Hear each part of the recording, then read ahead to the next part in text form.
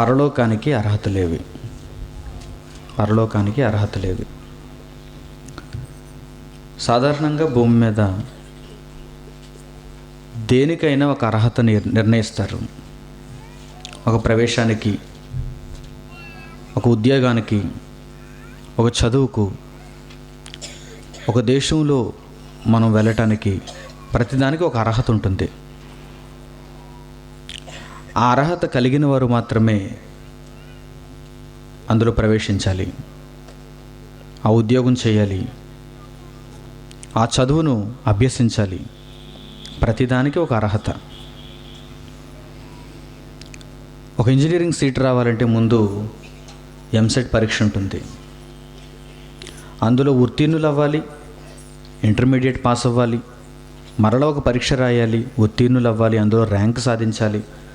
ఆ ర్యాంకును బట్టి కౌన్సిలింగ్ నిర్వహించి అందులో మీ ర్యాంక్ తాలూకు కళాశాల ఏదైతే ఉందో దానిని మీకు ఇస్తారు. ఆ కళాశాలలో మీ ప్రవేశం జరుగుతుంది. మీరు కోరుకున్న కళాశాల రావాలి అంటే, మీరు కోరుకున్న కళాశాలలో మీ ప్రవేశం జరగాలి అంటే మంచి ర్యాంక్ రావాలి. మీకు 1,00,000 మంది పరీక్ష రాస్తే 1,00,000 ర్యాంక్ వచ్చింది అనుకోండి, మీ ప్రవేశం లేదు. మొదటి ర్యాంక్ రావాలి, 10 లోపు ర్యాంక్ రావాలి, 100 లోపు ర్యాంక్ రావాలి, 1000 లోపు ర్యాంక్ రావాలి. అప్పుడు మీరు కోరుకున్న ఆప్షన్స్లో మొదటి ఆప్షన్ ఏదైతే ఉందో దాని ప్రకారం మీకు సీట్ ఇస్తారు. అలాగే ఒక ఉద్యోగానికి మీరు అప్లై చేసుకున్నప్పుడు దానికి ఒక అర్హత, ఒక పరీక్ష నిర్వహిస్తారు. ఆ పరీక్షలో కొంతమందిని సెలెక్ట్ చేస్తారు. మరలా ఆ పరీక్షలో నెగ్గిన వారందరికీ ఇంటర్వ్యూ చేస్తారు. 40 మంది పరీక్షకు ఉత్తీర్ణులైతే 40 మందిలో 10 మందినే తీసుకుంటారు. 1:4 రేషియో అంటారు. మరలా ఒక అర్హత పరీక్ష, వ్రాసే పరీక్ష ఒకటి, మౌఖిక పరీక్ష ఒకటి, ఇంటర్వ్యూ ఒకటి. ఆ తర్వాత మెడికల్ ఫిట్నెస్ పరీక్ష, ఒక ఎత్తు సరిపోయిందా లేదా, ఒక ఛాతీ సరిపోయిందా లేదా, ఒక రన్నింగ్లో సరిపోయిందా లేదా, ఆ ఉద్యోగానికి కావలసినటువంటి అర్హతలు. ఒక పోలీసు ఉద్యోగం అయితే రన్నింగ్ చేయాలి, హై జంప్ చేయాలి, లాంగ్ జంప్ చేయాలి. దొంగలు ఎలా పట్టుకుంటాడు మరి?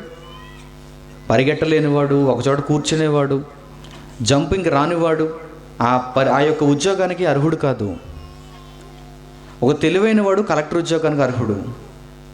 చదువు బాగా నేర్పించేటువంటి వాడు ఉద్యోగం, ఉపాధ్యాయ వృత్తికి, ఉపాధ్యాయ ఉద్యోగానికి అర్హుడు. బాగా మేనేజ్మెంట్ అడ్మినిస్ట్రేషన్ చేసేవాడు ఒక ఆర్డీఓ ఉద్యోగానికి, ఒక ఎంఆర్ఓ ఉద్యోగానికి అర్హుడు, ఒక కమిషనర్ ఉద్యోగానికి అర్హుడు. ఇలా భూమి మీద దేనికైనా సరే ఒక వ్యక్తిని ఎన్నుకోవాలంటే ఒక అర్హత పెడుతున్నారు, ఒక అర్హత పరీక్షను నిర్వహిస్తున్నారు. ఆ అర్హతను ఎవరైతే పొందుతున్నారో వారికే ఆ సీట్ ఇస్తున్నారు, ఆ అవకాశం కల్పిస్తున్నారు. ఇది చూసినటువంటి మీరు పరలోకానికి కూడా అర్హత ఉండాలి అనేటువంటి విషయం మీరు జ్ఞాపకం ఉంచుకోవాలి. ఎవరికి పడితే వారికి పరలోకం వస్తుందా? అప్లై చేసిన వారందరికీ పరలోకం వస్తుందా? క్రైస్తవులుగా మారిన వారందరికీ పరలోకం వస్తుందా? లేదు. ఉత్తీర్ణులైన వారికి పరలోకం వస్తుంది. పరీక్షలో పాస్ అయిన వారికి మాత్రమే పరలోకం వస్తుంది. ఉద్యోగం అందరికీ కావాలి. ఎవరికి చేదు ఉద్యోగం అంటే? అందరికీ తీపే. మాస్టర్ ఉద్యోగం అంటే అందరికీ కావాలి. డిఎస్సి నోటిఫికేషన్ వెలువడగానే అందరూ అప్లై చేసుకుంటారు. అప్లై చేసుకున్న వారందరిలో చాలా నిరాశ ఉంటుంది. 1,00,000 మంది విద్యార్థులు, 1,00,000 మంది అభ్యర్థులు, సీట్లు ఉన్నవేమో 10 సంఖ్యలో, 20 సంఖ్యలో, 30 సంఖ్యలో ఉన్నాయండి. చాలా నిరాశ పడిపోతుంటారు. రేసు చాలా కష్టమండి అనుకుంటారు. నేను ఇప్పుడు ప్రయత్నించవలసినటువంటి విధానం చాలా కఠినంగా ఉండాలండి అనుకుంటారు. దివారాత్రులు దానికోసం కష్టపడతారు, టైం టేబుల్ వేసుకుంటారు. 10 లక్షల మందిలో 10 సీట్లు ఉన్నాయంటే 10 లక్షల మందిలో నేను ఈ రేసులో పాల్గొని 10వ వాడుగానో, 2వ వాడుగానో, 5వ వాడుగానో, 1వ వాడుగానో నించోవాలంటే నేను కఠినమైనటువంటి దీక్ష చేయాలనుకుంటాడు. అప్పటి నుంచి ఒక టైం టేబుల్ వేసుకుంటాడు ఒక విద్యార్థి. కోచింగ్కి వెళ్ళిపోతారు కొంతమంది, ఇంటికి దూరంగా కోచింగ్కి వెళ్ళిపోతారు. హైదరాబాద్ లాంటి ప్రాంతాలకి, వైజాగ్ లాంటి ప్రాంతాలకు, విజయవాడ లాంటి ప్రాంతాలకు మంచి కోచింగ్ సెంటర్స్ ఎన్నుకుంటారు. ఢిల్లీ వెళ్ళిపోతుంటారు కొంతమంది. మాకు మంచి శిక్షణ ఇవ్వండి, మేము ఈ అర్హత పరీక్షలో అర్హత సాధించాలి అంటే మాకు మంచి శిక్షణ ఇవ్వండి అని వేల లక్షల రూపాయలు వారికి చెల్లించి కోచింగులు తీసుకుంటుంటారు. అయినా చాలామంది మరల పరీక్షలో ఫెయిల్ అవుతుంటారు, నిరాశ పడుతుంటారు. నేను కోచింగ్ తీసుకున్నాను, ఢిల్లీ వెళ్ళాను, లక్షల రూపాయలు ఖర్చు పెట్టాను, అయినా ఐఏఎస్ పాస్ అవ్వలేదు. చాలామంది నిరాశ పడుతుంటారు. మరలా మరొక సంవత్సరం నేను కష్టపడాలి. భూమి మీద చిన్ని చిన్ని వాటికి బైబిల్తో పోల్చినప్పుడు, పరలోక జీవితంతో పోల్చినప్పుడు, దేవుడిచ్చే బహుమానంతో పోల్చినప్పుడు, దేవుని లోకంతో పోల్చినప్పుడు ఇవన్నీ చాలా చిన్న చిన్నవి. ఒక గుమస్తా ఉద్యోగం, ఒక క్లర్క్ ఉద్యోగం, బ్యాంకులో ఒక పిఓ ఉద్యోగం, ఒక మాస్టర్ ఉద్యోగం, ఒక ఐఏఎస్ ఆఫీసర్ ఉద్యోగం, ఇవన్నీ చాలా చిన్న చిన్నవి. పదవి విరమణ కూడా ఇక్కడే జరుగుతుంది, రిటైర్మెంట్ కూడా ఇక్కడే జరుగుతుంది. ఒక కానిస్టేబుల్ ఉద్యోగం, ఒక ఎస్ఐ ఉద్యోగం, ఇవన్నీ చిన్న చిన్నవి. నువ్వేదైనా ఒక స్కామ్లో పట్టుబడితే నేను ఉద్యోగంలో తీసేస్తారు, చాలా చిన్నది. దానికే నీవు చాలా కఠోరమైనటువంటి దీక్ష చేస్తున్నావు, నేర్చుకుంటున్నావు, బట్టి పడుతున్నావు, పరీక్ష రాస్తున్నావు, వారిని మెప్పిస్తున్నావు, ఇంటర్వ్యూలో నీ ప్రతిభను చూపిస్తున్నావు, ఆ పొజిషన్లో వెళ్ళి కూర్చుంటున్నావు, ఆ అర్హతను నువ్వు సంపాదిస్తున్నావు. మరి పరలోకానికి అర్హత ఉండదా? పరలోకంలో అడుగు పెట్టాలంటే దేవుడు పరీక్ష నిర్వహించడా? దేవుని రాజ్యంలో వారసులు కావాలంటే ఒక కఠినమైన అర్హత పరీక్ష ఉండదా? ఖచ్చితంగా ఉంటుంది, ఖచ్చితంగా ఉంటుంది. క్రైస్తవులు మోసపోయి బాప్తిస్మం తీసుకుంటే పరలోకం వెళ్ళిపోతాను అనుకున్నారు. సంఘానికి ప్రతి ఆదివారం 1 గంట పాటు కూర్చుంటే పరలోకం వెళ్ళిపోతాం అనుకున్నారు. ఒక క్రిస్మస్ పండుగ ఆచరిస్తే పరలోకం వెళ్ళిపోతాం అనుకున్నారు. స్టార్ పెట్టుకుంటే పరలోకం వెళ్ళిపోతాం అనుకున్నారు.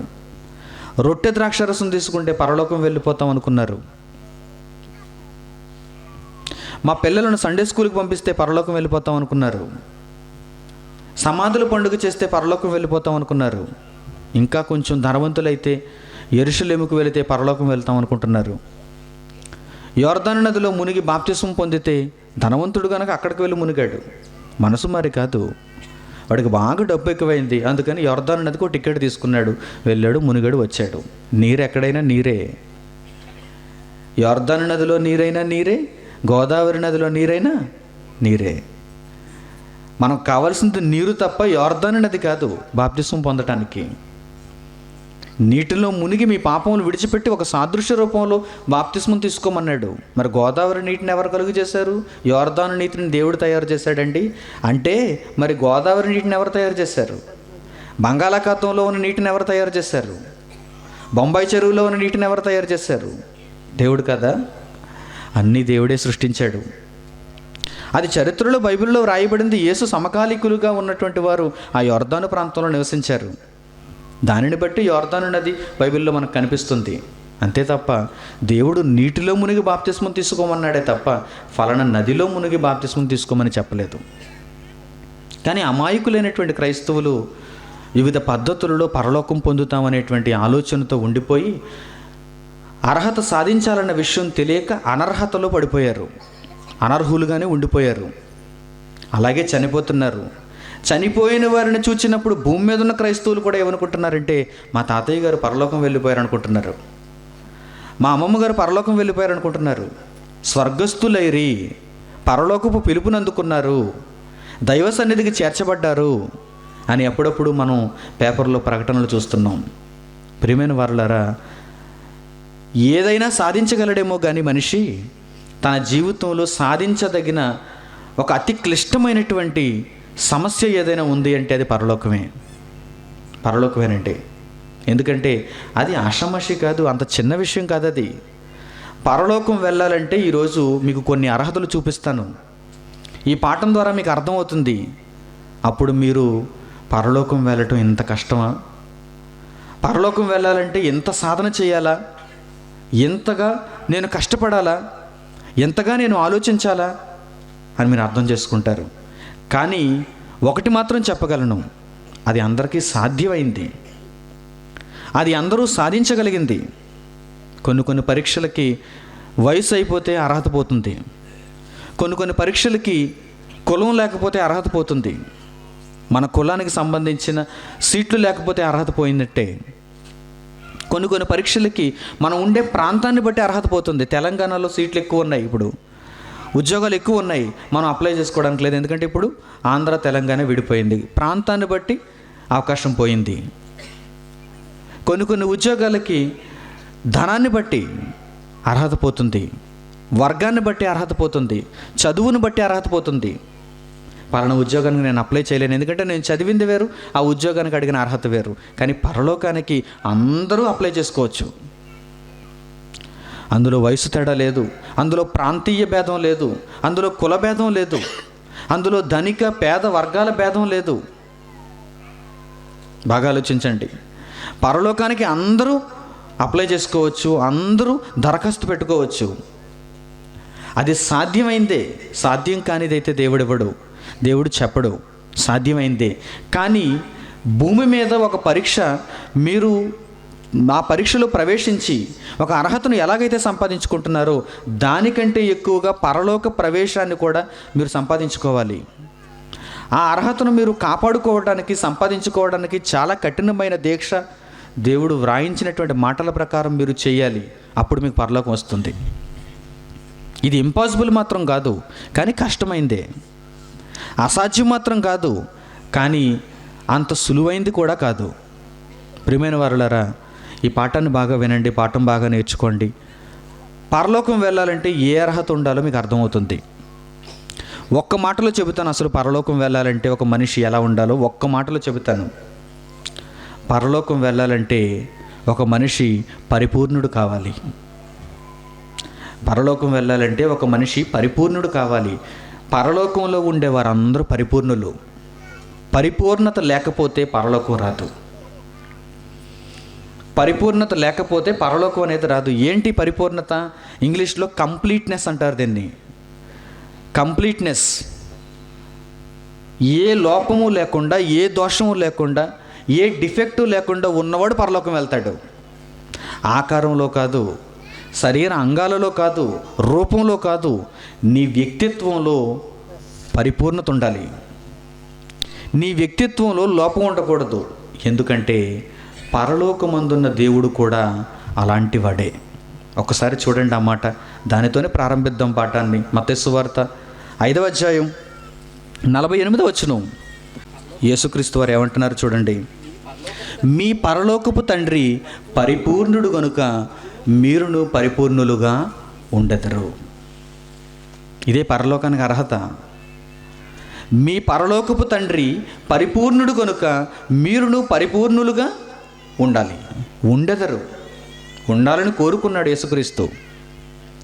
అంటే పరలోకం వెళ్ళాలంటే మొట్టమొదట ఉండవలసిన అర్హత, దేవుడు మొదట చూసేది ఏంటంటే ఇతడు పరిపూర్ణుడా కాదా, ఇతడు పరిపూర్ణుడా కాదా. మనలో చాలామంది చాలా వరకు దేవుని విషయంలో సంతోషపెడతాం, దేవుడిని సంతోషపెడతాం, కానీ కొన్ని విషయాలలో తప్పిపోతాం. ఒకరు దేవుని కొరకు బాగా పనిచేస్తారు, ఒకరు దేవుని కొరకు బాగా ఆలోచిస్తారు, కానీ మరొక విషయంలో వారు దేవుని విషయంలో తప్పిపోతారు. మరొక విషయంలో దేవుని కొరకై వారు తప్పిపోతారు. అలాంటి వారికి పరలోకం లేదు.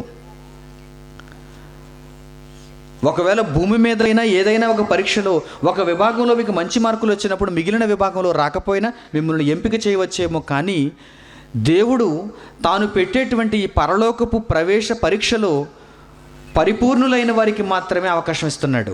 మిగిలిన వారికి అవకాశం లేదు. పరిపూర్ణులైన వారికి మాత్రమే అవకాశం ఇస్తున్నాడు. ఏంటి పరిపూర్ణత? పరిపూర్ణులుగా ఉండాలంటే ఏం చేయాలి? పరలోకమందున్న మీ తండ్రి పరిపూర్ణుడు కనుక మీరును పరిపూర్ణులుగా ఉంటే తప్ప ఆ పరలోకమందున్న తండ్రి మధ్య మీరు ఉండలేరు, ఆ తండ్రి మధ్య మీరు తిరగలేరు. ఒకరు బాగా ప్రార్థన చేయొచ్చు, కానీ వారు పని చేయరు. ఒకరు బాగా పాటలు పాడచ్చు, కానీ వారు దేవుడి విషయంలో చాలా అశ్రద్ధగా ఉంటారు. ఒకరు చాలా భక్తిపరులు కావచ్చు, కానీ కొన్ని విషయాల్లో వారు తప్పిపోతుంటారు. ఇలా ఉంటే పరలోకం రాదు. మరి ఎవరికి పరలోకం? పరిపూర్ణులుగా ఉన్నవారికి. ఒక సందర్భం మీకు తెలిసిందే. యేసుక్రీస్తు యొద్దకు ఒక వ్యక్తి వచ్చి నేను పరలోకం వెళ్ళాలంటే ఏం చేయాలి అని అడుగుతాడు. అప్పుడు యేసుక్రీస్తు ధర్మశాస్త్రంలో ఉన్న ప్రతి సంగతిని ఆ వ్యక్తికి వివరిస్తున్నాడు. నువ్వు నరహత్య చేయవద్దు, తల్లిదండ్రులను సన్మానించు, నీ దేవుని నీవు సన్మానించు, పూజించు, ధర్మశాస్త్రంలో రాయబడిన వాటన్నిటినీ నీకు చెబుతున్నాను, నీ పొరుగు వారిని ప్రేమించి ఇవన్నీ నీవు పాటించాలని చెబుతున్నప్పుడు నా చిన్ననాటి నుండి అవన్నీ నేను పాటిస్తున్నానని చెబుతున్నాడు ఆ వ్యక్తి. అప్పుడు యేసు ఏమంటున్నాడు చూడండి. మత్తయి సువార్త 19వ అధ్యాయము 20-21 వచనములు. అందుకు ఆ యవ్వనుడు, ఇవన్నీ అనుసరించుచునే ఉన్నాను, ఇకను నాకు కొదువ ఏమని ఆయనను అడిగాను. యేసుక్రీస్తు యొద్దకు వచ్చి ఆ యవ్వనస్తుడు పరలోకానికి వెళ్ళాలంటే ఉండవలసిన అర్హత ఏంటని అడుగుతున్నప్పుడు యేసుక్రీస్తు అన్నీ చెబుతున్నాడు. పైన నీ తల్లిదండ్రులను సన్మానించు, నీ పొరుగువానిని ప్రేమించు, ఇవన్నీ మంచి మంచి విషయాలు ధర్మశాస్త్రంలో రాయబడ్డాయి. కానీ ఈ వ్యక్తి ఎలాంటి వాడు? అన్నిటినీ పాటిస్తున్నాడు, కానీ ఈ వ్యక్తికి ఏదో లోపం ఉందని అర్థమైపోయింది. ఏదో నాలో లోపం ఉంది, ఏదో నాలో దోషం ఉంది అని అర్థమైపోయింది. పరలోకం వెళ్ళాలంటే పరిపూర్ణులు వెళ్తారు కనుక నేను వీటన్నిటిని పాటిస్తున్నా, నాకు ఇంకా సందేహం ఉంది, పరలోకం వెళ్ళలేనేమో అనే సందేహం ఉంది. కనుక బోధకుడా, నేను పరలోకం వెళ్ళాలంటే ఏం చేయాలని అడిగినప్పుడు, నీవు వీటన్నిటినీ పాటించు అని యేసు చెప్పినప్పుడు అతడు ఏమంటున్నాడో చూడండి. నేను నా చిన్ననాటి నుండి ఇవన్నీ అనుసరించుచునే ఉన్నాను, ఇకను నాకు కొదువ ఏమని ఆయనను అడిగాను. అందుకు యేసు ఏమన్నాడు? అయితే నీవు పరిపూర్ణుడు అవ్వాలి. ఇక నాకు కొదువేమని ఆయన అడిగాను. అందుకు యేసు, నీవు పరిపూర్ణుడు ఒకటకు కోరిన ఎడల, అంటే మనుషుల్లో చాలామందికి పరిపూర్ణులు అవ్వాలని ఉండదు. ఎంతో కొంత మంచిని చేసి అక్కడితో సరిపెట్టుకుంటారు, వారు పరలోకం రారు. అలాంటి వాడేనా వీడు కూడా?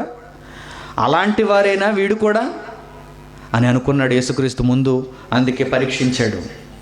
నీవు తల్లిదండ్రులను సన్మానించు, నీవు పొరుగు వారిని ప్రేమించు, నీవు నీ దేవుని సన్మానించి, ఇవన్నీ చెబుతున్నప్పుడు అవన్నీ చేసేసాను. లోకమందున్న మనుషులు ఇవన్నీ చేసిన తర్వాత ఏమనుకుంటారంటే, మేము పరిపూర్ణులు, మేము పరలోకం వెళ్ళిపోతాం అనుకుంటారు. ఎవరైనా నా దగ్గరకు వచ్చి నేను పరలోకం వెళ్ళాలంటే ఏం చేయాలని అడిగినప్పుడు, నువ్వు వచ్చి తరగతులు నేర్చుకొని అయినా, నువ్వు దేవుని జ్ఞానం నేర్చుకొని అయినా అని చెప్తాను. నేను నేర్చుకున్నానండి అని చెప్పాడు అనుకోండి, అయితే నీవు పరిపూర్ణుడు ఒకటి కోరిన ఎడల నీకు ఇంకా ఏం చేయాలో చెబుతానంటాను నేను. అప్పుడు అసలు సిట్ట చెప్పాలి. దేవుని కోసం ఏం చేయాలో ప్రతిదాన్ని అప్పుడు నేర్పించాలి. కానీ మొదట ఏం చెప్పాలి? నువ్వు వచ్చి తరగతులు నేర్చుకో, నిత్య జీవ పరిశోధనకు అటెండ్ అవ్వాలి, దేవుని జ్ఞానం నేర్చుకో. దివారాత్రులు దేవుని జ్ఞానాన్ని అధ్యయనం చేయటం అంటే ఏంటో, నేర్చుకోవడం అంటే ఏంటో ఇక్కడ నీకు తెలియజేయబడుతుంది. వచ్చి కూర్చో, నేర్చుకో. అప్పుడు అడుగుతాడు, నేను నిత్యజీవ పరిశోధనకు వచ్చాను, అటెండ్ అయ్యాను, నేర్చుకున్నాను, ఇంకా ఏం చేయాలి? నేను పరిపూర్ణుని అవ్వాలంటే ఏం చేయాలి? అలాంటి కోరిక ఈ యవ్వనస్తుల్లో ఉంది. అప్పుడు యేసు ఏమన్నాడు చూడండి, నీవు పరిపూర్ణుడు ఒకటకు కోరిన ఎడల పోయి నీ ఆస్తిని అమ్మి బేదలకు ఇమ్ము, ఇదే నీలో ఉన్న లోపం. నీ దగ్గరున్న ఆస్తి నీలో ఉన్న లోపం. పరలోకం వెళ్ళనివ్వకుండా నిన్ను అడ్డగిస్తున్న ఆ లోపం ఏంటో తెలుసా? ఆస్తి. కానీ ఇతగాడు ఆస్తి కలిగినటువంటి యవనస్తుడు ఏం చేస్తున్నాడు చూడండి. పైన ఉంటాయి ఆయన చేసేటువంటి ప్రతి దానిని చెబుతున్నాడు. 18వ వచనంలో, నరహత్య చేయవద్దు, వ్యభిచరింపవద్దు, దొంగిలవద్దు, అబద్ధ సాక్ష్యం పలకవద్దు, తల్లిదండ్రులు సన్మానింపము, నిన్ను వలె నీ పొరుగు వారిని ప్రేమింపము. ఇవన్నీ చేస్తున్నాడండి అతను. ఇవన్నీ చేస్తున్నాడు, కానీ ఆస్తిని కూడబెట్టుకుంటున్నాడు, ధనవంతుడైపోతున్నాడు ఆ పక్కన. అందుకే యేసు, నీవు పరిపూర్ణుడు ఒకటి కోరిన ఎడలా, నువ్వు పరలోకం వెళ్ళాలంటే నీ తండ్రి పరిపూర్ణుడు. ఆ పరిపూర్ణుని చెంతకు నువ్వు వెళ్ళాలంటే నీవు పరిపూర్ణుడు కావాలి. కనుక నీవు పరిపూర్ణుడు ఒకటి కోరిన ఎడల పోయి నీ ఆస్తిని అమ్మి బేదలకిమ్ము, అప్పుడు పరలోకమందు నీకు ధనము కలుగును, నీవు వచ్చి నన్ను వెంబడించుము. This is final stage. ఆస్తిని అమ్మటం మాత్రమే కాదు, ఆస్తిని అమ్మిన తర్వాత బేదలకు ఇచ్చేసిన తర్వాత, ఎందుకంటే అదొక వ్యాపకం నీకు, అదొక బంధకం నీకు. నన్ను వెంబడించనివ్వకుండా నిన్ను బంధించేటువంటి ఒక పెద్ద శోధనది నీ ఆస్తి. అందువల్ల నీ ఆస్తిని నమ్మి బేదలకు ఇచ్చేస్తే నువ్వు చాలా ఫ్రీ అయిపోతావు. అప్పుడు నీవు వచ్చి నన్ను వెంబడించు. నీవిది చేసిన ఎడల నువ్వెవరు? పరిపూర్ణుడు. నీవు పరలోకి వెళ్ళిపోతావు, నీకు అర్హత వచ్చేసినట్టే. అప్పుడు ఆ చిన్నవాడు ఏం చేస్తాడో చూడండి, 22వ వచనం. అయితే ఆ యవ్వనుడు మిగులాస్తి గలవాడు కనుక ఆ మాట విని వ్యసనపడుచు వెళ్ళిపోయాను. దీనిని బట్టి మీకు ఒక రహస్యం అర్థం కావాలి. అదేంటో తెలుసా? పరలోకానికి వెళ్ళాలంటే ఏ అర్హత అయితే మీకు ఉండాలో ఆ అర్హతను సంపాదించుకోవటానికి మీరు ఎప్పుడు వ్యసన పడతారు. బాగా అర్థం చేసుకోండి. మీరు చాలా కార్యక్రమాలు చేస్తారు, కానీ ఏ అర్హతను మీరు కలిగి ఉంటే పరలోకం వెళతారో ఆ అర్హతను సంపాదించుకోవటానికి మీరు వ్యసన పడతారు. ఇది నిజం, ఇది బైబిల్ చెప్పిన వాస్తవం. ఇప్పుడు మీకు అర్థమైపోవాలి, పరలోకానికి నేను వెళ్ళాలంటే ఏది నన్ను అడ్డగిస్తుంది. మీకు తెలుసు నేను పరలోకం వెళ్ళాలంటే ఏది నన్ను అడ్డగిస్తుంది. దానిని మీరు విడిచిపెట్టగలరా దేవుని కొరకు?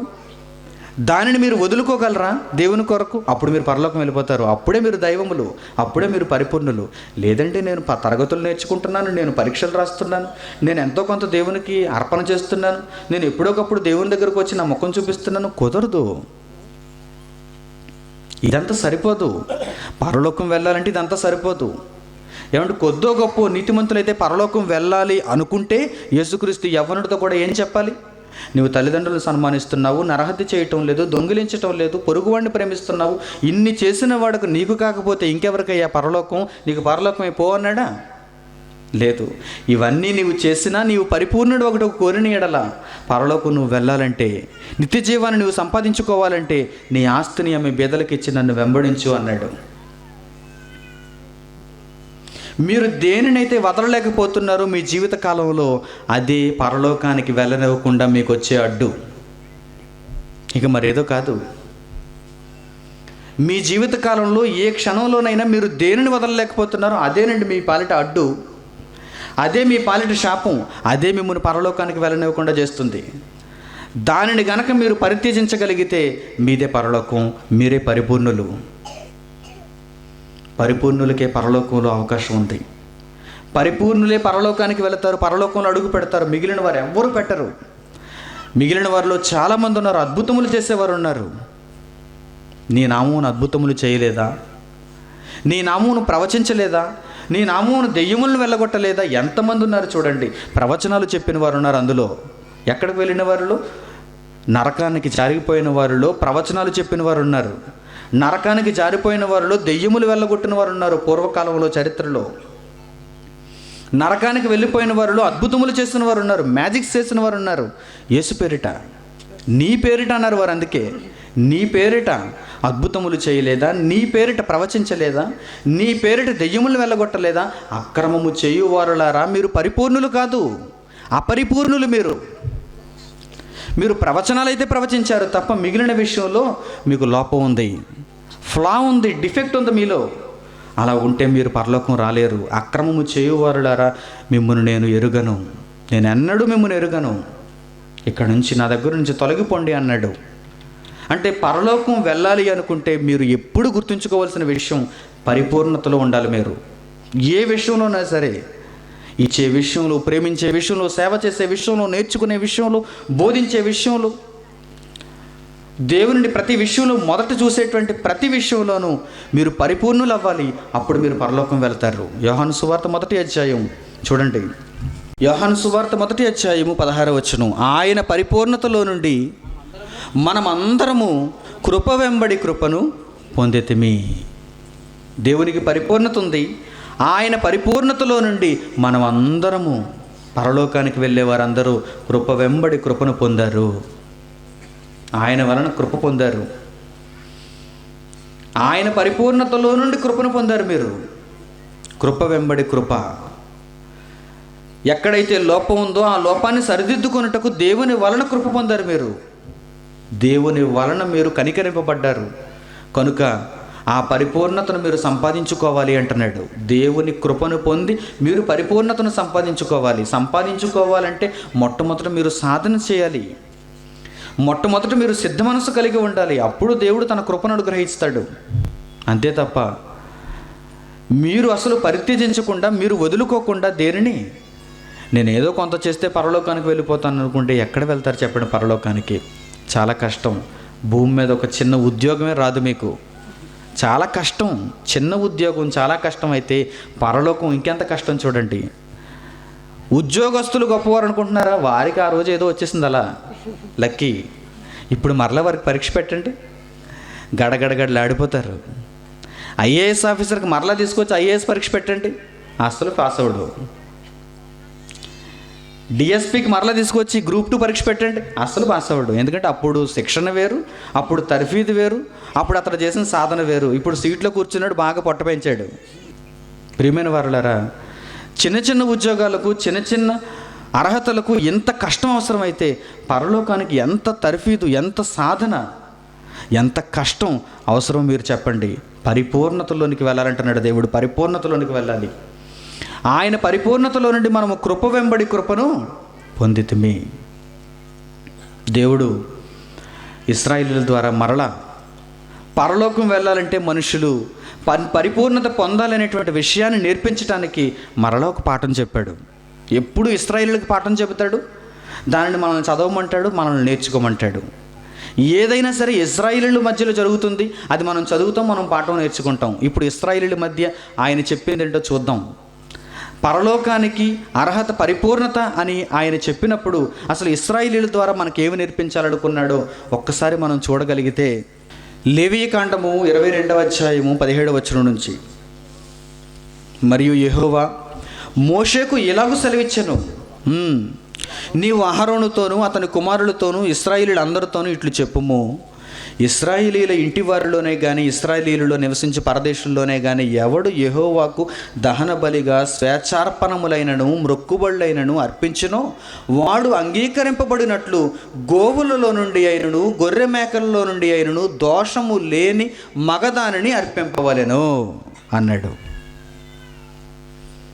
ఇశ్రాయేలీయులకే అర్పణలు ఉన్నాయి, ఇశ్రాయేలీయులకే అర్చనాచారాదులు ఉన్నాయి, ఇశ్రాయేలీయులకే ధర్మశాస్త్రం ఉంది. ఏదైనా దేవుడు ప్రపంచానికి నేర్పించాలనుకునే దాని ముందు ఒక ఉదాహరణగా ఇశ్రాయేలుకు ప్రవేశపెడతాడు.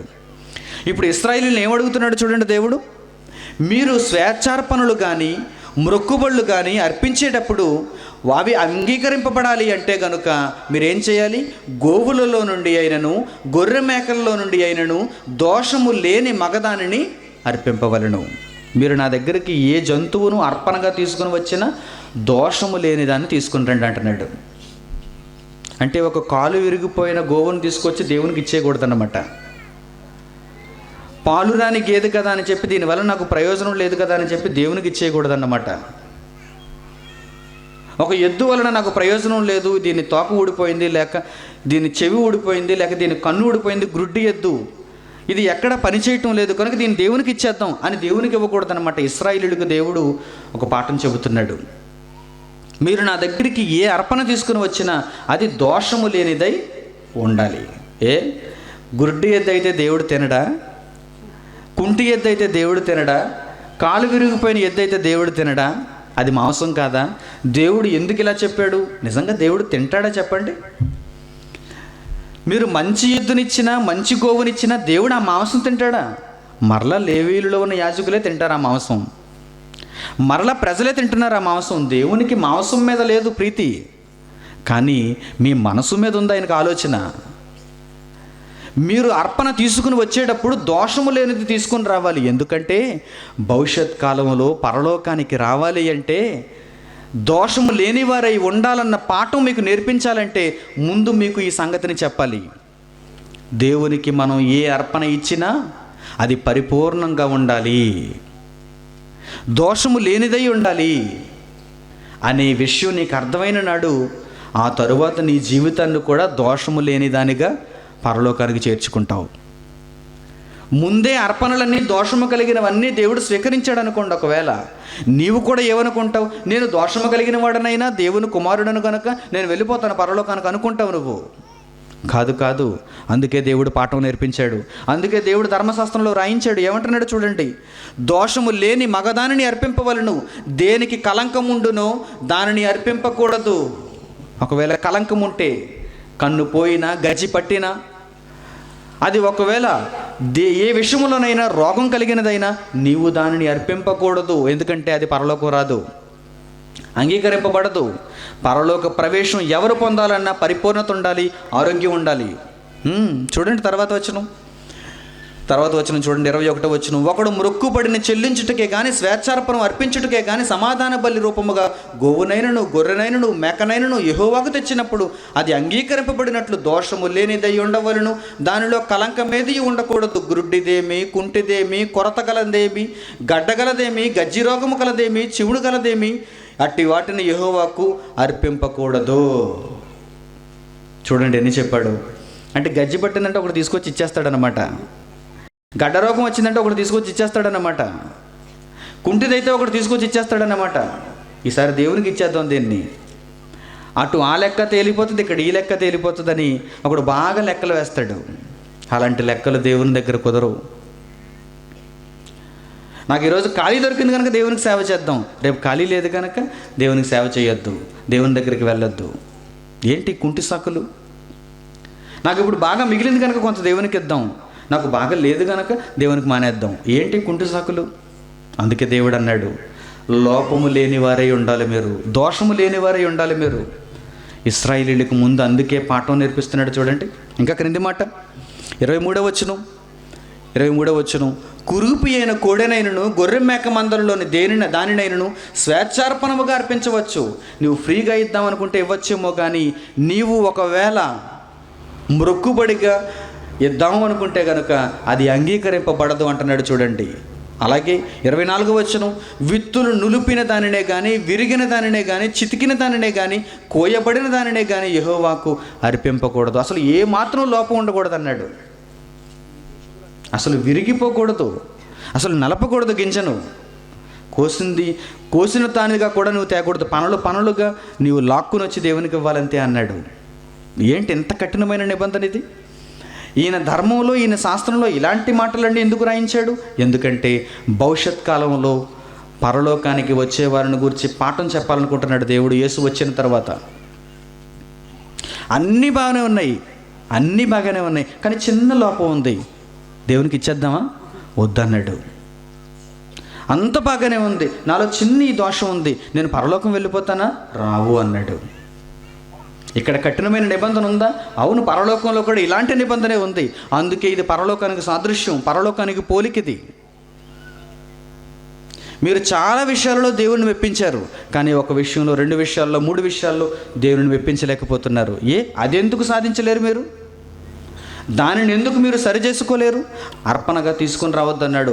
అది పరలోకంలో నీ పేరిట స్వీకరించబడదు అన్నాడు. ఎందుకు? పరలోకంలో ఒక రూల్ ఉంది, పరలోకంలో కండిషన్ ఉంది. ఏంటది? పరిపూర్ణత కలిగిన వారు మాత్రమే అంగీకరింపబడతారు. అది అర్పణ అయినా మనిషి అయినా పరిపూర్ణులు కావాలి. పరిపూర్ణులు అయితేనే పరలోకానికి అంగీకరింపబడతారు. లేని పక్షంలో వారు అంగీకరింపబడరు. పరలోకంలో దేవుని చుట్టూ దేవదూతలు ఉన్నారు. ఈ దేవదూతలు అందరూ సేవ చేస్తున్నారు.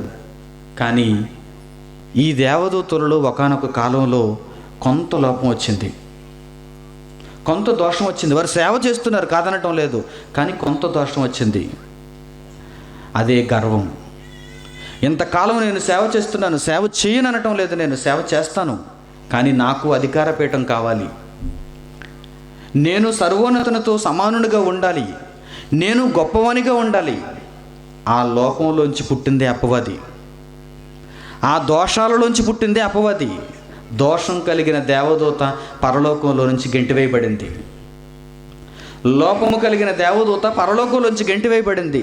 నిజంగా మీ దృష్టిలో, మీ ఆలోచనల్లో, మీ చరిత్రలో, మీ వ్యక్తిత్వంలో మీరు ఆలోచన చేసుకుంటే మీలో ఏదో ఒక లోపం ఉండక మానదు. ప్రతి ఒక్కరిలో ఒక దోషం ఉంటుంది. ఆ లోపాన్ని మీరు సరిదిద్దుకుంటే మీరు పరలోకం వెళ్తారు. ఆ రోజు ఆ లోపం సరిదిద్దబడలేదు కనుక దేవదూతలలో దేవుడు ఆ దేవదూతల్లో లోపము కనుగొన్నాడు అని రాయబడింది. చూడండి, మంచి మాట, దేవదూతలను గురించిన మాట.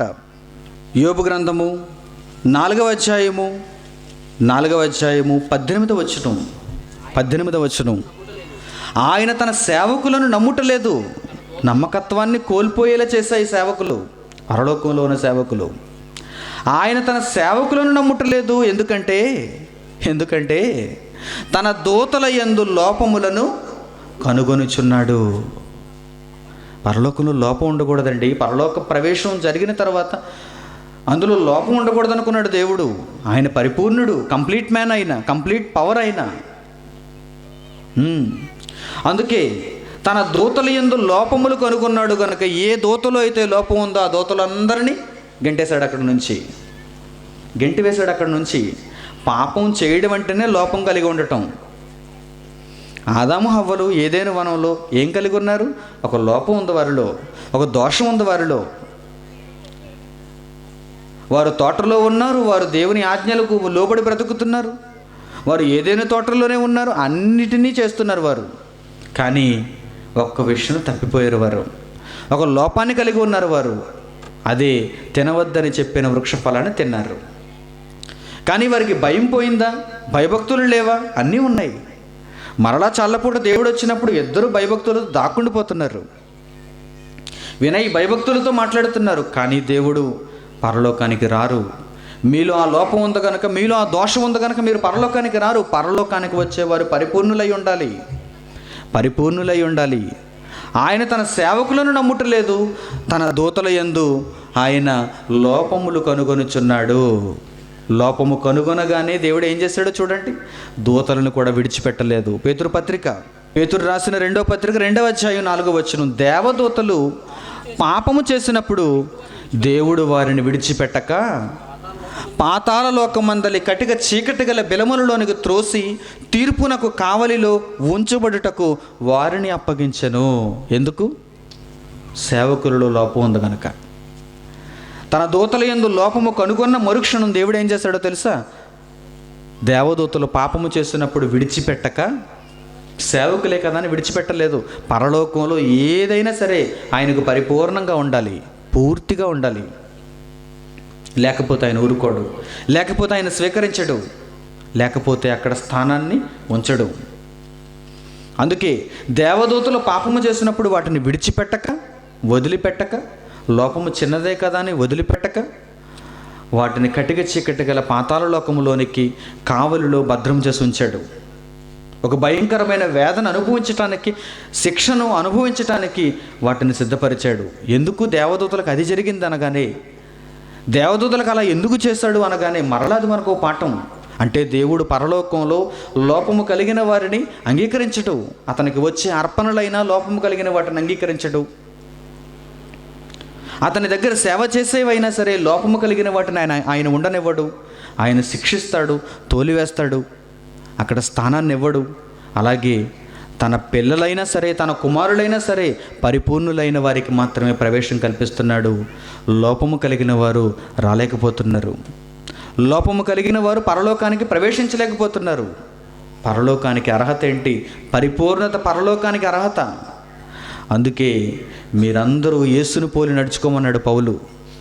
మీరందరూ నన్ను పోలి నడుచుకోండి, నేను యేసును పోలి నడుచుకుంటున్నాను. ఎందుకంటే ఇక ఎవరైనా సరే అపరిపూర్ణంగానే ఉన్నారు, పరిపూర్ణంగా లేరు. మోషేను మీరు ఉదాహరణకు తీసుకుంటే, మోషే చాలా నమ్మకస్తుడండి. మోషేను గూర్చి చాలా మాటలు రాయబడ్డాయి గొప్పగా.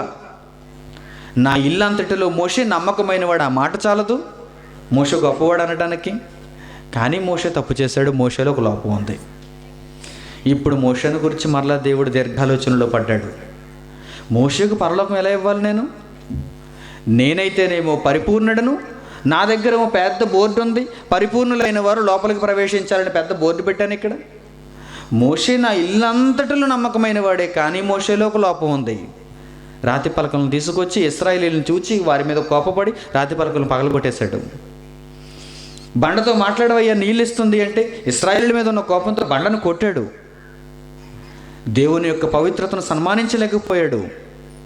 రాయబడింది మోషేను గురించి, అతని పెదవులతో కాని మాట పలికెను అని రాయబడింది. లోపం కనుగొన్నాడు మోషేలో. నీవు నా ఇల్లంతట్లో నమ్మకమైన వాడవైనా నీలో లోపం ఉంది మోషే. అప్పుడు బాబయ్య నేను ఎలా రావాలి పరలోకానికి? నాకు ఏదో మార్గం చూపించు. అదిగో యేసుక్రీస్తు దగ్గరికి వెళ్ళు, ఆ యేసును ధరించుకుని వచ్చేయి. ఆ యేసుక్రీస్తు పరిపూర్ణుడు గనక ఆ యేసును వేడుకో, ఆ యేసు కొరకు కార్యక్రమాలు చేయి. ఆ క్రీస్తు నీ విషయమైన నిందను భరించు, అప్పుడు నువ్వు పరలోకానికి వస్తావు.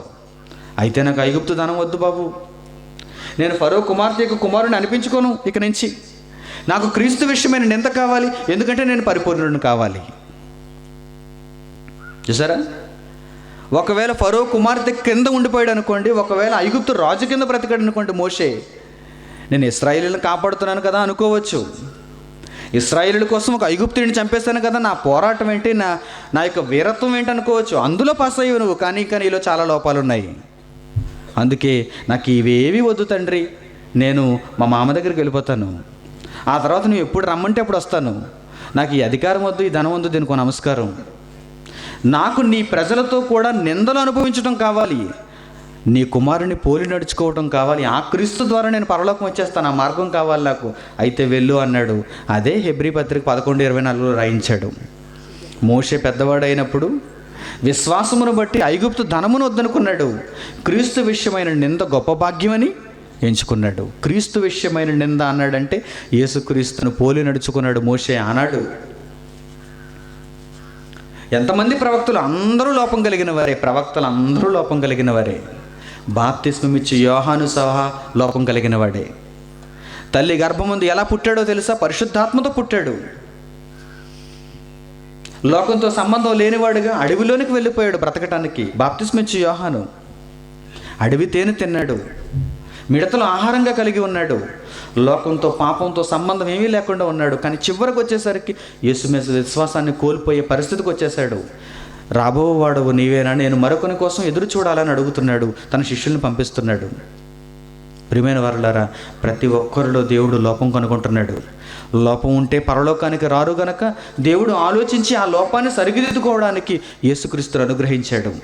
ఆ యేసులోనికి వచ్చి ప్రతి లోపాన్ని సరిదిద్దుకొని కృప వెంబడి కృపను పొంది మనం పరలోకానికి వెళ్ళాలి. ఎంత సులువైన మార్గాన్ని పేపర్ లీక్ చేసేసాడు ఆయన. పేపర్ ముందే చెప్పేశాడు ఆయన. ప్రశ్నలు రాయటానికి, సమాధానాలు రాయటానికి ఎంత బద్ధకమేంటి మన పిల్లలకి, భూమి మీద ఉన్న క్రైస్తవులకి. అస్సలు నేను దేవుని కోసం పని చేయకూడదు అనుకుంటాడు. ఏదో నేను దేవాలయంలో అడుగు పెడితేనే గొప్ప అనుకుంటాడు. చాలామంది క్రైస్తవులు అలాగే అనుకుంటారు. ఆదివారం రోజు ఆ 2 గంటల సమయాన్ని దేవునికి ఇవ్వటమే గొప్ప. మిగిలిన వారు అందరూ ఇవ్వటం లేదు కనుక వారితో పోల్చుకుంటాడు. కుంటోడితో గాడు పోల్చుకోవటం. నువ్వు పరుగు పందులు ఎవరితో పోల్చుకోవాలి? పీటీ ఉషాతో పోల్చుకోవాలి. కుంటివాడు ఏం పరిగెడతాడు పాపం? 2 కాళ్ళు నువ్వే పరిగెట్టకపోతే కుంటివాడు పరిగెడతాడా? ఆ కుంటివాడు ఏదో కొద్దిగా పరిగెడుతున్నప్పుడు వాడితో పోల్చుకొని వీడికంటే నేను బాగానే పరిగెడుతున్నాను కదా అనుకోకూడదు. ఎవరితో పోల్చుకోవాలి? ఇప్పుడు ప్రపంచంలో గొప్ప రన్నర్ ఎవరైనా ఉంటే బోల్ట్ ఉన్నాడు. BOLT బోల్ట్ నట్టు ఉంటాయి చూసారా, అలాంటి బోల్ట్ అనమాట వాడు మీరు కన్ను రెప్ప వేసి రెప్ప తెరిచేలోపు ఇక్కడి నుంచి అక్కడికి దూకేస్తాడు. వాడితో పోల్చుకోవాలి మీరు రన్నింగ్ రేస్లో పోల్చుకుంటే. ప్రియమైన వారలారా, పరలోకానికి వెళ్ళేటువంటి ఈ పరుగు పందెంలో మంచి గొప్ప విశ్వాస వీరులతో పోల్చుకోవాలి మీరు. నేను ఇంకా చేయాల్సిందేంటి? నేను చేయాల్సింది చాలా ఉంది. నేను పరిపూర్ణుడను కావాలి. నా కన్ను మూసే సమయానికి నేను పరిపూర్ణుడిని అవ్వాలి. కృప వెంబడి కృపను నేను పొందాలి. పరిపూర్ణుడిని అవ్వాలి. నేను పరలోకానికి వెళ్ళిపోవాలి. సంఘంలో అందుకే పౌలు తన పత్రికల్లో రాస్తున్నప్పుడు ఈ లోపాన్ని సరిదిద్దు, ఆ లోపాన్ని సరిదిద్దు. ఎందుకంటే వారు పరలోకం రారు. ఏదో కొంత దేవుని పని చేస్తున్నాం అనుకుంటున్నారు తప్ప వారు పరిపూర్ణులు కాదు. పరిపూర్ణతలోనికి వారు తీసుకుని రా అంటున్నాడు. చూడండి తన పత్రికలో ఏం చెబుతున్నాడు చూడండి. అపొస్తలుడైన పౌలు కొరింథీయులకు రాసిన మొదటి పత్రిక 6వ అధ్యాయము 7వ వచనం, ఒకని మీద ఒకడు వ్యాజ్యమాడుట మీలో ఇప్పటికే కేవలము లోపము అన్నాడు. చూడండి, అంటే కొరింథీ సంఘంలో చాలామంది దేవుని కోసం ఎన్నో కార్యక్రమాలు చేస్తున్నా వారిలో ఉన్న ఒక లోపం ఏంటంటే, వారిలో ఉన్న ఒక డిఫెక్ట్ ఏంటంటే, వారిలో ఒకరి మీద ఒకరు ఎప్పుడు వ్యాజ్యమాడుకుంటున్నారు. వారిలో ప్రేమ లేదు. పని చేస్తున్నారు, దేవుని కోసం ఇస్తున్నారు, కానీ వారు ఎలా ఉన్నారు చూడండి, ఒకరితో ఒకరు ఎప్పుడు గొడవే. అందుకే దేవుడు ఏమన్నాడో చూడండి, ఏం రాయించాడో చూడండి. మీలో ఒకరి మీద ఒకడు వ్యాజ్యమాడుట, ఒకరి మీద ఒకడు వ్యాజ్యమాడుట మీలో ఎప్పటికీ కేవలము లోపము. ఈ లోపం ఉంటే పరలోకానికి వెళతారా? కొరింథీ సంఘం పరలోకానికి వెళ్తుందా? వెళ్ళదు. అందుకే వ్రాయించాడు దేవుడు, ఈ లోపాన్ని సరిదిద్దుకోండి మీరు. 7 సంఘాలకు ఆయన లేఖలు రాయిస్తున్నప్పుడు యోహాను చేత ప్రతి సంఘంలోనూ ఏదో ఒక లోపం ఉంది. ఆ లోపాన్ని ఎందుకు ఎత్తి చూపిస్తున్నాడు ఆయన? పరిపూర్ణత కావాలి. ఈ లోపాన్ని సరిదిద్దుకుంటే సరి, లేదంటే పాతాళం అన్నాడు. ప్రతి సంఘానికి అదే చెప్పాడు. ఎఫెసు సంఘానికి, స్ముర్న సంఘానికి, ఫిలదెల్ఫియా, లౌదోకియా, అన్ని సంఘాలకు అదే మాట్లాడుతున్నాడు. నీ సంఘంలో నీ ప్రజల మధ్య ఉన్న లోపం ఇదే. ఈ లోపం ఉంటే పరలోకం రాదు. ఈ లోపాన్ని సరిదిద్దుకోవాలి. సరిదిద్దుకుంటే సరి అన్నాడు, లేదంటే పాతాళానికి జారిపోతావన్నాడు. పరలోకం వెళ్ళాలంటే పరిపూర్ణత కావాలి. ఏదో ఒక లోపంతో మనిషి బాధపడుతున్నాడు, ఏదో ఒక దోషంతో పరలోకానికి దూరం అయిపోతున్నాడు. ఆ దోషాన్ని పూడ్చండి, ఆ దోషాన్ని సరిదిద్దండి, కృప వెంబడి కృపను పొందండి, దేవుని అడగండి, దేవుని వాక్యంలో రాయబడిన దాన్ని నెరవేర్చుకోండి. మీ పట్ల ఏ లోపం దేవుని గ్రంథం చూపిస్తుందో ఆ లోపాన్ని మొట్టమొదటి మీరు సరిదిద్దండి. ఎక్కువగా అబద్ధం ఆడుతున్నానండి, ఆ లోపాన్ని సరిదిద్దుకోండి. ప్రార్థన చేయటం లేదండి, ఆ లోపాన్ని సరిదిద్దండి. వాక్యం చదవటం లేదండి, లోపాన్ని సరిదిద్దండి. దేవుని కోసం ఏం కార్యక్రమం చేయలేకపోతున్నానండి, లోపాన్ని సరిదిద్దండి. క్రమశిక్షణతో దేవుని దగ్గర ఉండలేకపోతున్నానండి, లోపాన్ని సరిదిద్దండి. సమయపాలన లేదండి, టైం మేనేజ్మెంట్ లేదండి, లోపాన్ని సరిదిద్దండి. సహోదరులను ప్రేమించలేకపోతున్నానండి, లోపాన్ని సరిదిద్దండి. లోపాన్ని సరిదిద్దండి. సువార్త ప్రకటనలో నేను పాలిభాగస్తుడిని కాలేకపోతున్నానండి, లోపాన్ని సరిదిద్దండి. నా పిల్లలను దేవుని కోసం పెంచలేకపోతున్నానండి, లోపాన్ని సరిదిద్దండి. అంత మీ చేతుల్లోనే ఉంది. లోపం సరిదిద్దడం మీ చేతుల్లోనే ఉంది. మీరు దాన్ని చాలా తేలిగ్గా తీసుకుంటున్నారు కనుక లోపం లోపంలాగే ఉండిపోతుంది, దోషం దోషంలాగే ఉండిపోతుంది. తరాలు గతిస్తున్నాయి, సంవత్సరాలు మీద పడుతున్నాయి, వృద్ధాప్యానికి దగ్గరికి వెళ్ళిపోతున్నాం, ఇంకా లోపం లోపంగానే ఉంది. ఉండకూడదు. పరలోకం వెళ్ళాలని ఒక పక్క ఆశపడుతూ లోపాన్ని లోపంగానే ఎందుకు ఉంచుతున్నారు? దోషాన్ని దోషంగానే ఎందుకు ఉంచుతున్నారు? దాన్ని సరిచేయండి. దాన్ని సరిచేస్తే మీరు పరిపూర్ణులు. నా తండ్రి ఎలాంటి పరిపూర్ణుడు, నేను పరిపూర్ణుడను కావాలి. ప్రేమించే విషయంలో, సేవ చేసే విషయంలో, పరిచారం చేసే విషయంలో, నేర్చుకునే విషయంలో, నేర్పించే విషయంలో ఈ సమాజానికి నేను ఒక పరిపూర్ణుడిని చూపించాలి. ఆ తండ్రి దృష్టికి నేను గొప్పవాణ్ణి కావాలి. మరొక మాట చూడండి. అపొస్తలుడైన పౌలు తెస్సలోనికీయులకు రాసిన మొదటి పత్రిక 3వ అధ్యాయము 9వ వచనం. ఎలయనగా మీరు ప్రభువునందు స్థిరముగా నిలిచితిరా. మీరు స్థిరముగా నిలిచితిరా, మేమును బ్రతికినట్టే. 9వ వచనం. మేము మీ ముఖము చూచి మీ విశ్వాసములో ఉన్న లోపమును తీర్చినట్లు అనుగ్రహించుమని రాత్రింబగళ్ళు అత్యధికముగా దేవుని వేడుకొనుచుండగా మన దేవుని ఎదుట మిమ్మును బట్టి మేము పొందుచున్న యావత్తు ఆనందము నిమిత్తము దేవునికి తగినట్టుగా కృతజ్ఞతాస్తుతులు ఎలాగూ చెల్లింపగలము అంటున్నాడు. మీలో లోపం ఉన్నప్పుడు మేము ఎలా సంతోషించగలం అంటున్నాడు పౌలు. చూడండి, పౌలు ఎంత వేదనతో రాస్తున్నాడు ఈ మాట. దశలోనికీయులు అన్ని విషయంలో బాగున్నారు, కానీ విశ్వాస విషయంలో లోపం కలిగిన వారై ఉన్నారు. 9వ వచనం చూడండి ఆ మాట. మేము మీ ముఖం చూసి మీ విశ్వాసంలో ఉన్న లోపం తీర్చినట్లు అనుగ్రహించమని రాత్రింబవళ్ళు దేవుణ్ణి అడుగుతున్నాం. మీ విశ్వాస విషయంలో లోపము తీర్చుమని దేవుణ్ణి అడుగుతున్నాం. కృపను అనుగ్రహించమని దేవుణ్ణి అడుగుతున్నాం. కానీ మీకు సిద్ధ మనసు లేదు, లోపం తీర్చుకునే మనసు లేదు మీకు, దోషాన్ని నివృత్తి చేసుకునే మనసు లేదు మీకు, పరిపూర్ణులయ్యే మనసు లేదు మీకు. ఏం చేయగలం చెప్పండి? ప్రియమైన వారలారా, దేవుడు తన గ్రంథాన్ని పరిపూర్ణంగా మన చేతికిచ్చాడు. ఈ లోకాన్ని, లోక పరిపూర్ణతను మనకు చూపించాడు. యేసుక్రీస్తును పరిపూర్ణుడిగా మన మధ్య నివసింపచేశాడు. తన జ్ఞానమంతటిని పరిపూర్ణంగా మనకు అనుగ్రహించాడు. ఆయన చేసిన ప్రతి విషయంలో, ప్రతి కార్యంలో పరిపూర్ణత ఉంది. మనిషిలోనే పరిపూర్ణత లేదు. ఒకరోజు కనిపిస్తాడు, మరొక రోజు కనిపించడు. ఒకరోజు దేవుని కోసం బ్రతుకుతానంటాడు, మరొక రోజు గైర్హాజరవుతాడు. చెప్పండి, ఈ మనిషికి పరలోకం ఇవ్వాలా? ఉన్న సీట్లు చాలా తక్కువ, పరలోకంలో ఉన్న ఖాళీలు చాలా తక్కువ.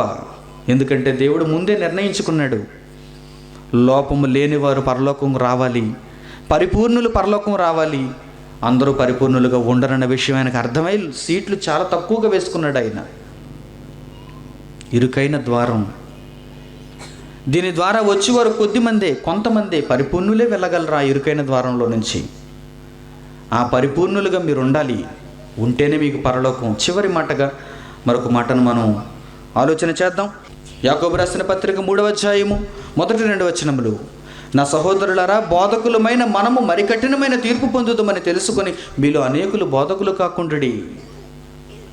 నా సహోదరులారా, బోధకులమైన మనము మరి కఠినమైన తీర్పు పొందుదాము. కఠినమైన తీర్పును దేవుడు ఎందుకు ఉంచుతున్నాడంటే, బోధకులుగా ఉండవలసిన వారు పరిపూర్ణులై ఉండాలి. వారే పరిపూర్ణతను లోకానికి తెలియచేయాలి. వారికే పరిపూర్ణత లేదు. అందుకే దేవుడు మరి కఠినమైన తీర్పు అన్నాడు వారికి. 2వ వచనంలో చూడండి. 2వ వచనంలో, అనేక విషయములలో మనం అందరము తప్పిపోచున్నాము. ఒకటా రెండా? లోపం కలిగిన విషయములు ఒకటా రెండా? అనేక విషయములు అన్నాడు. చూడండి, మన గురించి ముందే అర్థమైంది దేవునికి. ఆ రోజు యేసు దగ్గరకు వచ్చిన యవ్వనస్తుడైతే ఒక విషయంలో తప్పిపోయాడు. ఏంటా విషయం? ధనం కలిగి ఉండటం, ఆస్తి విషయంలో తప్పిపోయాడు. దేవుని, యేసుక్రీస్తుని వెంబడించడంలో తప్పిపోయాడు. కానీ నరహత్య విషయంలో తప్పిపోలేదు, దొంగతనం విషయంలో తప్పిపోలేదు. వ్యభిచారం విషయంలో తప్పిపోలేదు, అన్ని విషయాలు పాటించాడు. ఒకటే లోటు. కానీ ఈరోజు మనకు ఒకటే బాగుంటుంది, అన్నీ లోటే. ఏదో ఒకటి బాగుంటుంది, దానిని చూసి పొంగిపోతాం మనం. పరిపూర్ణుడిగా ఉండాలి అని దేవుడు అడిగినప్పుడు ఏదో ఒక మంచి లక్షణాన్ని మనం చూసుకొని నేను అది చేశానుగా, మిగిలినవి ఏమి చేయక్కర్లేదు అనుకుంటాం. తప్పు. అలా ఉండటానికి వీలు లేదు. అలా ఉన్నవారికి పరలోకం లేదు. ఒక్క విషయంలో పరిపూర్ణత కోల్పోయినా మీకు పరలోకం లేనప్పుడు ఒకటి చేస్తే పరలోకం ఎలా వస్తుంది చెప్పండి? అందుకే సహోదరులారా, అనేక విషయములలో మనం అందరము తప్పిపోవచ్చున్నాము. ఎవడైనను మాట యందు తప్పని ఎడల అట్టివాడు లోపము లేనివాడై తన సర్వ శరీరమును స్వాధీనపరుచుకొనగల శక్తి కలిగిన వాడగును. మాటతో ప్రారంభించండి. మంచి మాటలు కలిగిన వారుగా బ్రతకండి. సర్వ శరీరమును మంచిదిగా చేసుకోండి, లోపము లేనిదిగా చేసుకోండి. మీ జీవితకాలంలో ప్రతి క్షణం లోపము లేనిదిగా బ్రతకటానికి ప్రయత్నం చేయండి. లోపము లేని వారే పరలోకానికి వెళతారు. పరలోకానికి ఉన్నటువంటి ఒక ప్రాముఖ్యమైన ప్రధానమైన అర్హత లోపము లేకపోవటం, పరిపూర్ణత కలిగి ఉండటం. మీరందరూ అలాగే ఉండాలి.